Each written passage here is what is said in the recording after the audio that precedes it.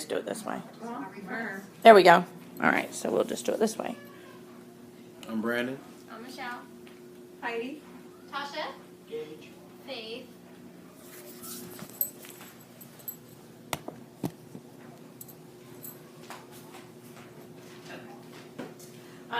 My speech today is on the people of Sandy Island, which is an island that's in Georgetown County. And if you've ever boated along the Intercoastal Waterway here, it's a pretty popular beach to stop on because it's got these big sandy dunes, and you think it's a deserted island, but it is not. It is actually a kind of a mysterious island that's always been separated from the Grand Strand. It's between the Petey and the Waccamaw rivers. According to the South Carolina Information Highway website, it was settled in 1882 by a former slave, Philip Washington. And he started it with 400 acres that he wanted to provide land for other slaves to live on so that they could start towards getting their own freedom and having their own land to work. The physical makeup of it, it's called Sandy Island because it's 9,000 acres of enormous sand dunes. So that's typically why people think it's deserted, because you can't see any of the inhabitants or any of the buildings if you've ever approached it from the Intercoastal Waterway. It's only accessible by boat, and in fact the children that still live there are taken by a school boat, the only one in the state of South Carolina instead of a school bus. They're taken by a school boat from the island over to the mainland, where then they get on the appropriate aged bus for them to be taken to the schools. The island itself does not school its own children. It's also the largest underdeveloped freshwater island on the East Coast. Now the inhabitants there, like I said, it was started by a freed slave, Philip Washington, and all the inhabitants that have ever lived there are all direct descendants from freed slaves. That being said, there's a culture there that's called Gullah or Geechee, which is several islands in the southeast.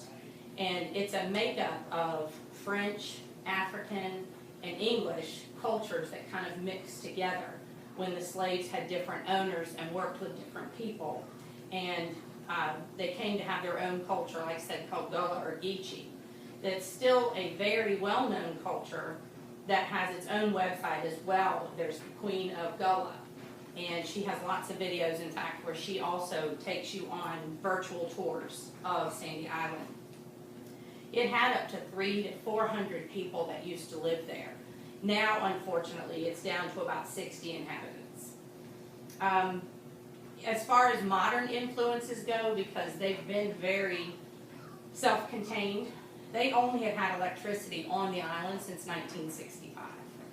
And in 1996, a company, a logging company, said, hey, let's build a bridge. That way we can help the people of Sandy Island become, intermixed easier with Georgetown County.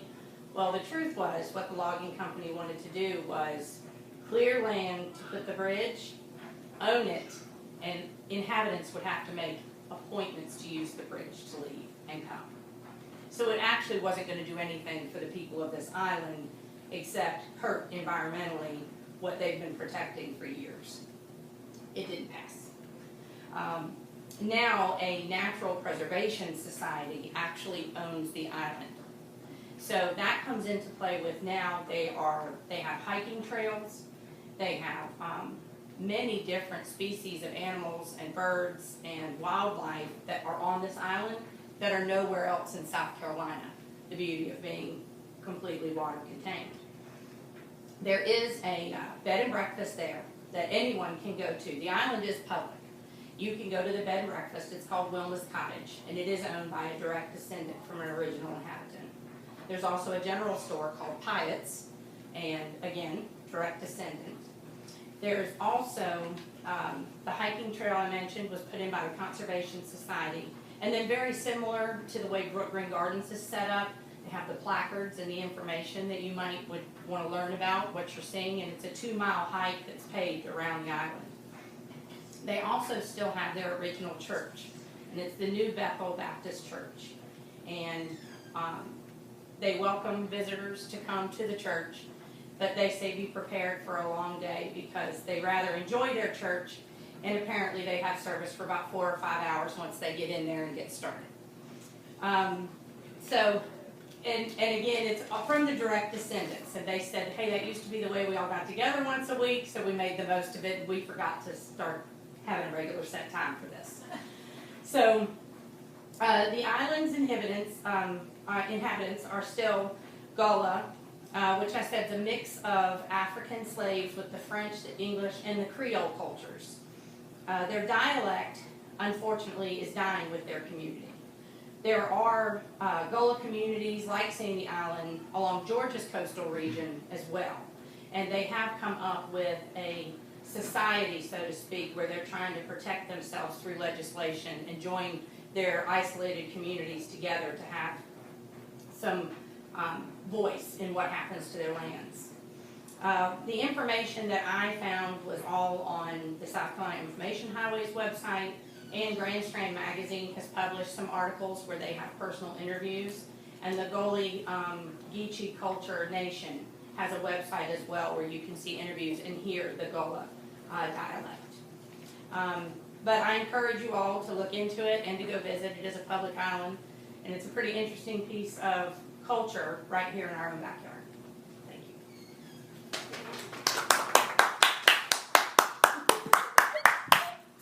One enthusiastic man. Everyone's still present. Thank you.